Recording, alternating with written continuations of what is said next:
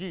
एक तो इस क्षेत्र में स्किल्ड मैन पावर एक चुनौती है। दूसरा, क्योंकि कोरोना काल है और कोरोना काल में जो है सबकी अर्थव्यवस्था जो है पूरे विश्व के अलग अलग देशों की अर्थव्यवस्था लगभग ठप सी हो गई है। ऐसे में अगर डिमांड क्रिएट नहीं होगी तो मैन्युफैक्चरिंग किस हद तक सफल हो पाएगी? नहीं, देखिए, ये जो इस तरह के ये कुछ फेजेस तो आती रहते हैं। जी। और इस ये जो संकट जो है, इसमें से कई जो नई अपॉर्चुनिटी जो है वो भी इसमें से जन्म लेती। तो हमने इसमें देखा, मुझे तो ऐसा लगता है कि ये जो कोविड-19 आया, ये हमारा सारे दुनिया के लिए, हम आज तक जो कुछ विकास के नाम पे करते आए थे वहाँ पे हमारी कुछ गलतियाँ हुई होंगी। जैसा कि इसमें हमारा बहुत ज़्यादा नेचर का एक्सप्लॉयटेशन हमने किया, हमने एनवायरनमेंट की तरफ ध्यान नहीं दिया, प्रदूषण का स्तर बढ़ गया, हमारा जो जल है वो दूषित हो गया। तो कई तरह की जो बातें हैं, तो इसी के कारण इस तरह की महामारी भी आती है। और हमारे जो मॉडल थे, जो सेंट्रलाइज हमारा मॉडल था, बड़े बड़े शहर बन रहे थे, गांव से शहर की ओर लोग जा रहे थे। तो मुझे ऐसा लगता है कि इसने हमको पूरा जो हमारी थिंकिंग प्रोसेस है उसको सोचने पे मजबूर किया। और अभी जो आया कि आईटी के क्षेत्र में या कई ऑफिसेस में हम वर्क फ्रॉम होम की हमने सहूलियत दी थी कि भाई घर से आप काम कर जी। सकते हैं। तो अभी टेक्नोलॉजी इतनी डेवलप हुई, तो मैं ऐसा सोचता हूँ कि सिर्फ वर्क फ्रॉम होम नहीं, तो हमको बड़े शहरों में जाने की भी जरूरत नहीं है। जैसा वर्क फ्रॉम हम होम हम कर सकते हैं, उसी तरह से वर्क फ्रॉम विलेज भी हम कर सकते हैं। अगर आपको तो ये जो आपको हमारा, लगता है कि अगर हम लोगों ने संकल्प के साथ काम किया, हमने एकजुटता से काम किया, तो ये कोरोना काल की चुनौती हमारे लिए अवसर में तब्दील हो सकती है क्या? निश्चित ही हो सकती। जिस तरह मैंने कहा कि शहर में आप देखिए कि आपके जो एक्सपेंसेस है वो बढ़ जाते हैं, शहर में सभी चीजें महंगी रहती। जी। और बाद में शहर की जो व्यवस्था रहती, उसके ऊपर भी ये बाहर से जो लोग जाते हैं, उसके कारण वो सिस्टम भी ओवरलोड हो जाती। और अभी लोग जो गांव में जा रहे हैं, जो विकेंद्रीकरण की स्थिति निर्माण हो रही, तो मुझे ऐसा लगता है कि ये पूरी तरह से नहीं, क्योंकि बहुत सारे लोगों को तो फिर से शहर में वापस आना पड़ेगा, जी। लेकिन कुछ ऐसी अपॉर्चुनिटीज है जो हम विकेंद्रीकरण की, डिसेंट्रलाइजेशन की बात जो हम करते थे, हमारे प्रधानमंत्री जी हमेशा कहते रहते कि आत्मनिर्भर भारत बनाने के लिए आपको लोकल के लिए वोकल होना पड़ेगा। जी। तो मुझे ऐसा लगता कि वो जो कह रहे हैं, उसमें यही संदेश है कि आपका जो गांव है उसको आप स्वयं पूर्ण बनाओ, उसको स्वावलंबी बनाओ। तो उससे आपका जो ब्लॉक है वो स्वावलंबित बनेगा, जिला स्वावलंबित बनेगा, आपका स्टेट स्वावलंबित बनेगा, और फिर आपका देश जो है वो आत्मनिर्भर होगा। तो मुझे ऐसा लगता है कि एक बहुत अच्छा मॉडल इसमें डेवलप हो सकता है। और टेक्नोलॉजी को वैसा भी हम बोलते हैं कि सारी दुनिया एक ग्लोबल विलेज है। मुझे ऐसा लगता है कि कई काम ऐसे हैं कि वो कहीं पे भी रहा तो अपने सुविधा से वो काम कर सकता है और अच्छी तरह कर सकता है। जी। और गांधी जी भी गांव आधारित अर्थव्यवस्था का स्वप्न देखा करते थे। और जैसा कि आप बता रहे हैं और प्रधानमंत्री भी लगातार कह रहे हैं, अगर ऐसा हो पाया, जैसा कि अभी उत्तर प्रदेश के मुख्यमंत्री भी लगातार जोर दे रहे हैं कि जितने भी दूसरे शहरों में, राज्यों में काम करने वाले मजदूर या श्रमिक वापस लौटे हैं, उनको अपने ही राज्य में, अपने ही शहर में काम मुहैया कराने का प्रयास किया जाएगा। ऐसा होता है तो ग्रामीण आधारित अर्थव्यवस्था की ओर हम लोग जो हैं वो थोड़ा सा कुछ कदम आगे बढ़ सकते हैं। वापस मैं लौटता हूं और बात करता हूं शिक्षा नीति की। और कोरोना काल शुरू होने से पहले खबरें ये थी कि नई शिक्षा नीति का मसौदा तैयार हो चुका है, केवल इम्प्लीमेंट करना भर रह गया था। तो क्या ये बात सही है? नई शिक्षा नीति का मसौदा तैयार हो गया है और अब बहुत जल्द उसको इम्प्लीमेंट किया जा सकेगा? हाँ, हमारा तो ऐसा ये था कि आने वाला जो शैक्षणिक सत्र जो है, ये जो वर्ष है, इसमें नई शिक्षा नीति आएंगी। तो थोड़ा ये कोविड-19 के कारण उसमें थोड़ा डिले होगा है, लेकिन निश्चित ही नई शिक्षा नीति आने वाली है। और आपने अभी जो गांधी जी की जो जी। ग्रामीण अर्थव्यवस्था की बात की, क्योंकि गांधी जी का कहना ही ये था कि हमारा जो गांव है उसको यूनिट समझ के अगर हम कोई डेवलपमेंट करेंगे तो वही हमारा स्वावलंबी सुराज्य हो सकता, स्वराज्य हो सकता।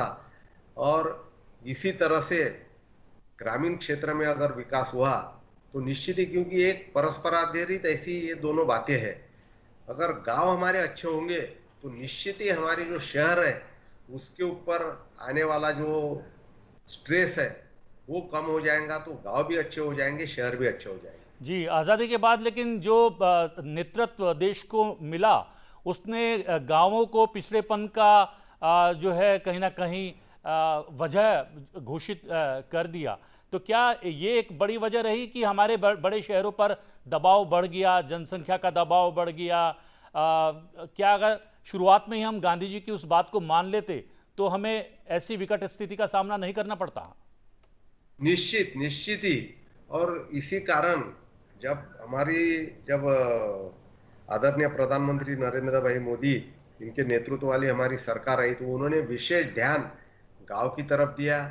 उन्होंने जो स्वच्छता अभियान लाया या बाकी भी जो चीजें जो लाई, जनधन वो योजना हो गया, धन किसानों योजना के हो सीधे। गई, जी। जी। उज्ज्वला हो गया, ये सब जितनी भी योजना है ये सब उसी दिशा के ओर हमको ले रहे हैं। जी, उस दिशा की ओर तो ले जाएंगे, लेकिन अभी चुनौती, जैसा आपने कहा कि हम लोगों ने जो प्रिडिक्ट किया था कोरोना को लेकर, वो प्रिडिक्शन थोड़ा सा वो सटीक नहीं हुआ, और जो है लगातार कोरोना से हमें लड़ना पड़ रहा है। और इसका अंत कब होगा, इसकी वैक्सीन कब आएगी, इसकी दवा कब आएगी, अभी भी अनिश्चितता उसको लेकर बनी हुई है। इसलिए अपनी स्ट्रेटजी को, रणनीति को आप लोगों को या सरकार को लगातार बदलना पड़ रहा है। तो ये चुनौती तो आगे भी जारी रहेगी। तो जिस की कल्पना की जा रही है, जिसका संकल्प प्रधानमंत्री के द्वारा लिया जा रहा है, आत्मनिर्भर भारत का, तो कितना चुनौतीपूर्ण लगता है आपको?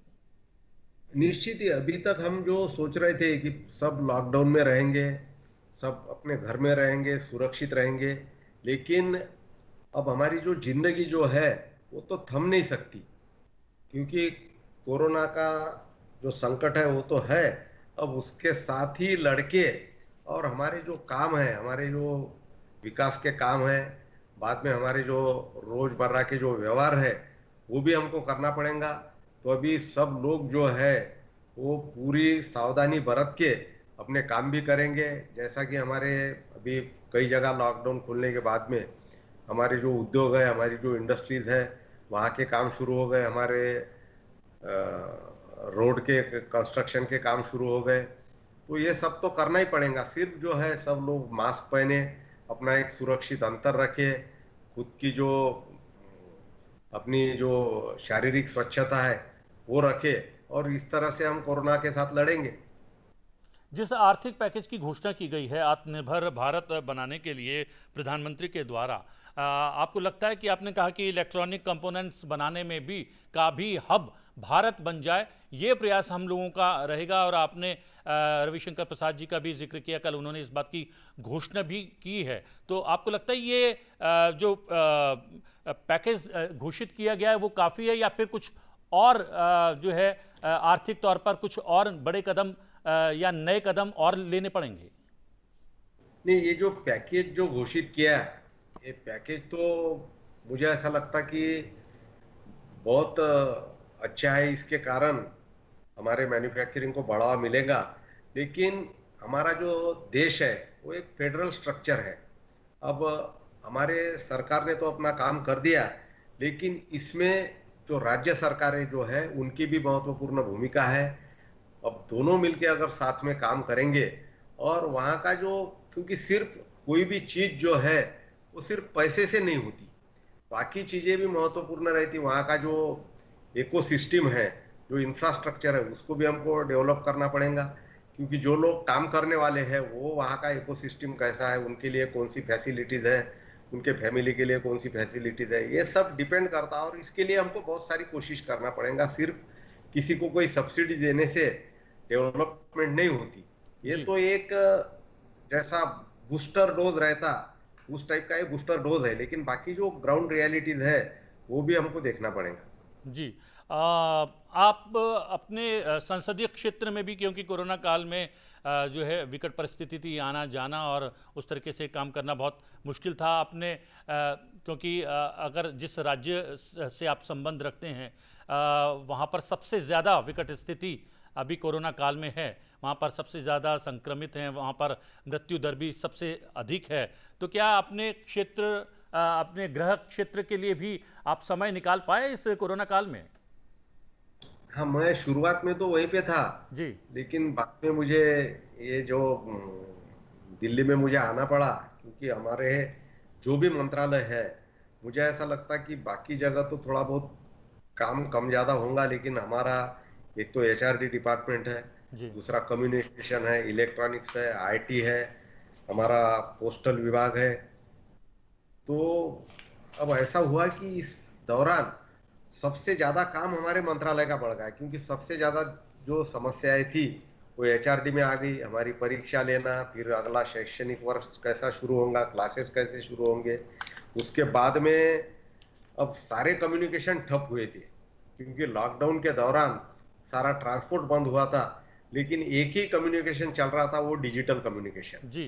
तो इस दौरान हमारे जो मंत्रालय है उसके ऊपर सबसे ज्यादा प्रेशर बढ़ गया, और हमारे कुछ कुछ डिपार्टमेंट जो है, जैसा हमारा पोस्टल विभाग है, इन्होंने हमारा जो आधार इनेबल्ड पेमेंट सिस्टम है उसके मदद से कई लोगों के घर में भी पहुंचे, पैसे पहुंचा दिए, कई लोगों को मेडिसिन पहुंचाई, कई जरूरी सामान जो है वो इन्होंने पहुंचाया। हमारे पोस्टल डिपार्टमेंट ने बहुत अच्छा काम किया। उसी तरह हमारा कम्युनिकेशन डिपार्टमेंट जो है, संचार विभाग, उसने भी बहुत अच्छा काम किया। और आईटी का तो आपको पता ही है, क्योंकि अब जी। सारी जो सिस्टम चलेंगी उसमें महत्वपूर्ण हमारा आईटी और इलेक्ट्रॉनिक्स है। तो इस तरह से सारे हमारे डिपार्टमेंट है, उनके ऊपर सबसे ज्यादा प्रेशर इसके दौरान आया। और मैं आपको बड़े हर्ष के साथ कह रहा हूं कि सब लोगों ने बहुत अच्छा काम किया, क्योंकि बाकी जगह तो लॉकडाउन था, तो उनको तो 5% 10% लोग ऑफिस में आते थे, लेकिन हमारे यहाँ 100% लोग आया और उनको छुट्टी के दिनों में भी काम करना पड़ा। जी। इसके लिए आप और आपका डिपार्टमेंट और डिपार्टमेंट के तमाम अधिकारी और कर्मचारी बधाई के पात्र हैं। आप लोगों ने मिलकर निश्चित। इस कठिन परिस्थिति में भी लगातार न केवल काम किया, बल्कि ऐसा काम किया कि भारत को रुकने नहीं दिया।